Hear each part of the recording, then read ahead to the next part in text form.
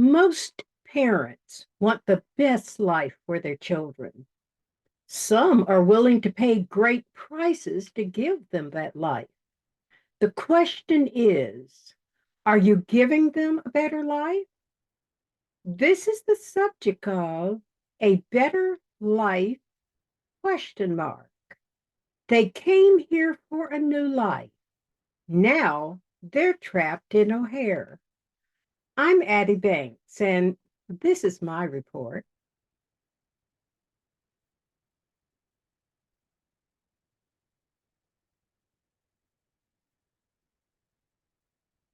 Rolling Stone, February 10th, 2024, by Ellie Fishman. I will read excerpts from this article about a mother named Angie who stated that while living in Venezuela, her sister announced plans to make the more than 2,000-mile journey to the United States. Angie decided to try her luck too. Her motivation was simple. I wanted a better future for my kids. Angie can identify the exact moment she decided to leave Venezuela. She grew up in the capital city of Caracas, where she lived with her mother and three siblings. Angie says her eldest brother, the only one with a consistent work, helped support the rest of the family. Angie herself went to school until she got pregnant with her first child at 17. In the years following the country's economic collapse in 2014, Venezuela was not an easy place to raise children. Soaring food prices, along with national food shortages, meant Angie and her children became used to living with hunger pains. She'd often only be able to buy cheaper, less healthy ingredients rather than fresh ones. Home didn't offer much relief either. Angie shared a small home with a dirt floor with her ex-partner. Despite the country's collapse, Angie managed to stay afloat for several years. That changed in 2016 when her son, who was just a little over a year old at the time, fell ill. Unsure what to do, Angie brought him to the hospital. Angie believes they didn't do enough to save him. I lost my son because of the health system. They just let you die there, Angie said. After that, Angie's world shifted. She knew she couldn't stay in Caracas long term. So Angie packed her belongings and made her way to neighboring Colombia, joining the almost 8 million Venezuelans who had left the country in recent years. In Colombia, she worked various odd jobs, including selling a hodgepodge of wholesale hygiene and cleaning products. After saving a bit of money, Angie returned to Caracas and fetched her 4 younger children who had been living with her mother. But even working multiple jobs, Angie remained on the edge of poverty. Even though we were working, it wasn't enough to live a decent life. Angie says, my kids weren't even healthy. We couldn't afford healthy food. So when her sister announced her plan to make the more than 2,000-mile journey to the United States, Angie decided to try her luck too. Her motivation, as I said, was simple. I wanted a better future for my kids. To prepare for the journey, Angie packed a backpack with a small gas stove, cans of tuna fish, black beans, and boxes of instant noodles. She carried large jugs of water and put her smallest son in a baby carrier. With just a few $100s, the group traveled by bus and foot until they reached the Darien Gap, the treacherous stretch of jungle between Colombia and Panama. She and her boyfriend, who she'd met in Colombia, used almost all their money to pay a smuggler to show them a safe route through the jungle. But guiding Angi and her 5 children proved costly. So the couple could only afford minimal help. That meant that when they reached particularly difficult passages, they were left to fend for themselves. The hardest part was the rivers, recalls Angi, who says she lost count of how many she crossed. They were really fast, and the water was up to my neck. I didn't know how to swim. Angi kept her children tied to her body with cables. At one point, her toddler almost drifted away with the current. I had to grab him by the leg.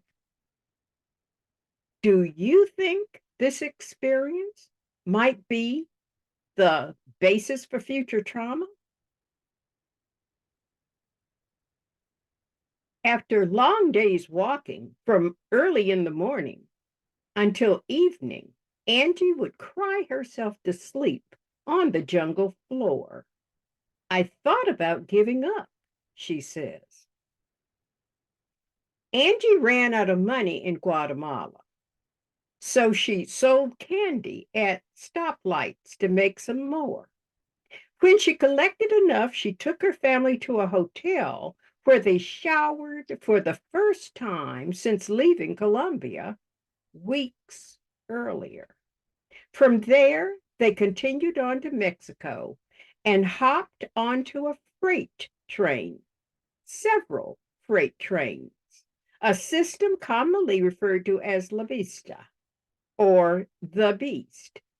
Another grimmer nickname is the Train of Death. Like so many people desperate to reach America at almost any cost, Angi clawed her way up the side of a cargo car and pulled herself onto the roof. Once all 5 children had been carried to the top, Angi planted them toward the center of the car and instructed them not to move. The group rode on top of trains for days, rationing what little food and water they had. Sometimes a train would stop for hours on end in the middle of the desert. My biggest fear was that my kids would fall off, says Angi. I didn't sleep the whole time because I was afraid that they might roll over. When Angi reached O'Hare Airport, she was exhausted. When she left Colombia 3 months earlier, she did so without a clear picture of the life she might build in the United States. Sometimes I wonder if I made the right decision, Angi says. The thought sheathed into melancholy. I hope I did. Angi had been in El Paso, Texas for less than 24 hours when somebody asked if she wanted to board a flight to Chicago. Fresh from her first shower in weeks, a group of volunteers had taken Angi to a hotel where she was able to clean up. The idea was exciting. After months clawing her way through the Panamanian jungle and Mexico desert to reach the United States border, a cushioned seat on a clean airplane sounded nice. Plus, Angi had heard that Chicago was a welcoming place for immigrants. But she had never been on an airplane. She'd never even seen one close up. At first, the flight was a thrill for Angi. Every sound seemed to surprise and delight her children. Their eyes widened when a voice came over the speaker, and they bounced in their seats as the engine roared. Their anticipation propelled them up and down. Their shrill screams filled the cabin when the plane took flight. As they climbed into the sky, Angie looked out the window as the Texas landscape began to shrink from her view. The city of El Paso transformed from a sprawling urban landscape to a repeating geometric pattern wedged between the foot of the Franklin Mountains and the Rio Grande River. Partway through the flight, the plane hit turbulence, and Angie felt her stomach drop. I'd never had that feeling in my gut, she recalls. I kept thinking, are we going to die? The article noted that Angie arrived in Chicago in late 2023, a city that has spent $138 million on migrant assistance and has committed an additional $150 million for 2024. Chicago was running 28 shelters, mostly occupied entirely by migrants. But with hundreds of asylum seekers arriving in the city every week, there were still many who did not secure a spot. More than 3,300 migrants slept in police stations across the city. So, setting up temporary housing at O'Hare International Airport became a first stop for many migrants. By the time Angie arrived at O'Hare, the airport's bus shuttle center was already operating as what the city called a landing zone, or a temporary station where new arrivals wait for placement in a city shelter. What we have is an international and federal crisis that local governments are being asked to subsidize, says Mayor Johnson in a written statement provided to Rolling Stone. Ami Hilido is an assistant professor at the University of Chicago, Crown Family School of Social Work, Policy and Practice, whose research focuses on migrant and refugee trauma. He stated that what's clear about O'Hare Airport is that it's an environment that communicates it is temporary. It says it is not a home. It is not a shelter.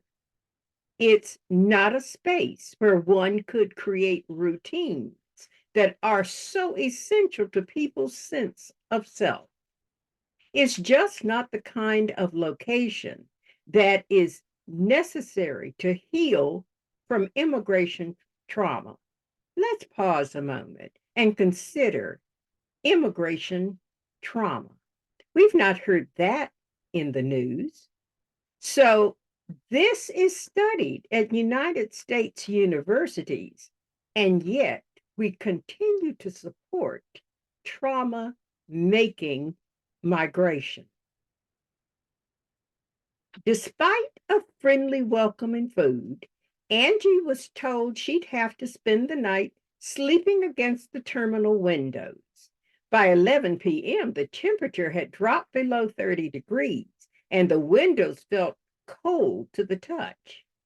Angie laid one of the blankets on the tile floor and pulled her children close to her. She tucked them beneath the remaining 3 blankets, forming a knit cocoon around her family.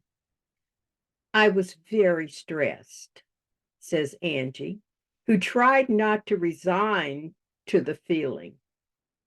I just trusted in God that things would change in the coming days. The following day, Angie was told she could relocate to a small plot behind a large black curtain that formed a translucent perimeter around hundreds of makeshift beds. Angie saw dozens of families living in similar limbo. At O'Hare Airport, under the fluorescent lights that illuminate one of the world's busiest travel hubs, Angie found herself standing still, suspended somewhere between the life she left and the one she'd hoped to find. Staff put out food, but in such an environment, children are unsettled. Angie spends most of the day in a chair, toggling between videos and messages on her phone and admonishing her children when they fight. With 5 kids, squabbles are common. One wants to watch a Coldplay video, and another, the recent highlights from a soccer match. Someone wants to draw, the other hogs the crayons. The spats happen dozens of times a day and fizzle as quickly as they start. When weather permits, Angie joins a few other migrant mothers and took the elevator one floor down to the airport Chicago Public Transit train stop. From the airport, each ride on the train costs $5, a hefty sum for a mother and her 5 children, all of whom she brought along. They rode for more than an hour on the train and a bus to the closest Walmart, a place where she'd heard she might collect a few dollars. Standing in the store's parking lot for more than 3 hours, Angie held up a sign she'd made on the Kellogg's Frosted Flakes box. The message, which she mistranslated on her phone, read, "Merry Christmas. Could you help me with some food, meaning food, or walk, meaning work? Thank you." Panhandling support from supporters on her phone. Yenny, Angie's daughter, lay belly flat on the floor, drawing sketches on a stack of construction paper. She draws faces, happy, laughing, sad. Angie watches Yenny draw. She admires her daughter's artwork. "The other day," she said to me, "Mom, all the effort we put into coming here, and for what? We're stuck here." I told her we were going to take it day by day. It's a slow process. The truth is, Angie gave up long-term planning many years ago. The notion of a permanent home has been fractured and scattered in the years since she left Venezuela. For Angie, the airport was just another point in the long list of impermanent places. On Christmas Day, Angie's children were given toys donated by a charity. Sam's Club volunteers brought greens, beans, and rice, corn, chicken, and cupcakes.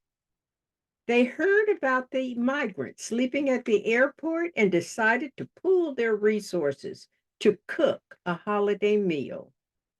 When a large man in a Santa costume walks the length of the line, searching for children to entertain, Angie's children squealed with delight.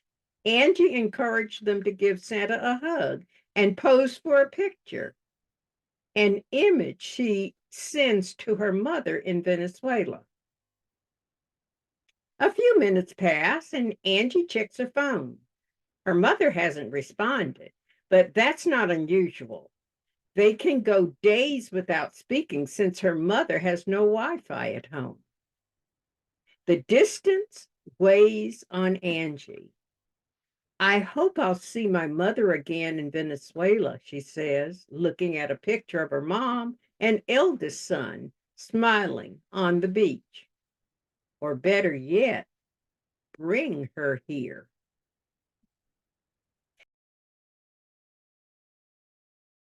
Days after her new life, Angie is already feeling homesick.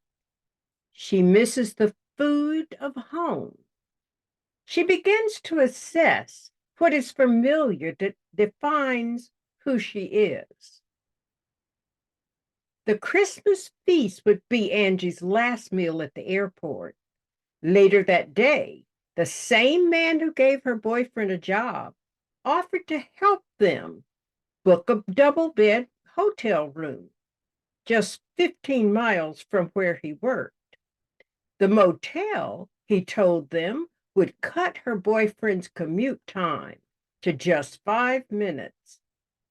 It seemed like a good idea, but now, on the last day of the year, Angie fears it was a mistake. Inside the hotel room, child-sized fingerprints dot the foggy windows. Angie, legs curled beneath her on one of the two double beds, clicked on the TV and settles on a dubbed version of 2013's American Hustle. I shouldn't have left the airport, says Angie. She wipes tears from her eyes. She and her boyfriend have been fighting. I'm so alone. Angie's choice to seek asylum in the United States placed her in a system already burdened with 2 million pending cases. Just in the last year, more than 800,000 people have filed for asylum, marking a 63% rise from the year before. New Year's Eve marks Angie's 29th birthday and the first she'll celebrate so far from home. In the following weeks, the temperatures will drop, and warnings of the season's first real snowstorm will be in the news. Angie's daily trips to chain store parking lots will dwindle, and her children will feel antsy. She'll fill the miniature fridge with bananas, peanut butter, and boxes of microwave noodles. She'll send pictures of snow-covered streets to her mother and report on her children's well-being. Yenny will ask her again why she decided to come to America. And again, Angie will encourage patience and tell her daughter they're taking things one day at a time. One day at a time is not planning. It is desperation motivated by hope in uncertain things.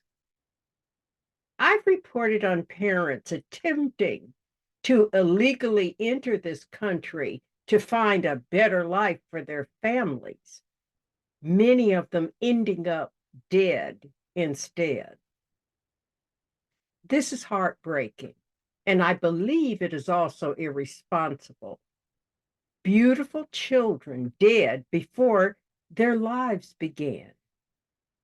There is no doubt that Angie loves her children, but examination of love is also providing for them, protecting them, protecting them from needless trauma, teaching them not to depend on the mercy of strangers, not standing for an unworthy life in a foreign country, particularly when that country has a history of rejecting foreigners, rejecting minority groups. You will feel unwelcome and you will be mistreated. Another sad conclusion is no matter how long you live here, there will always be a sense of not truly belonging.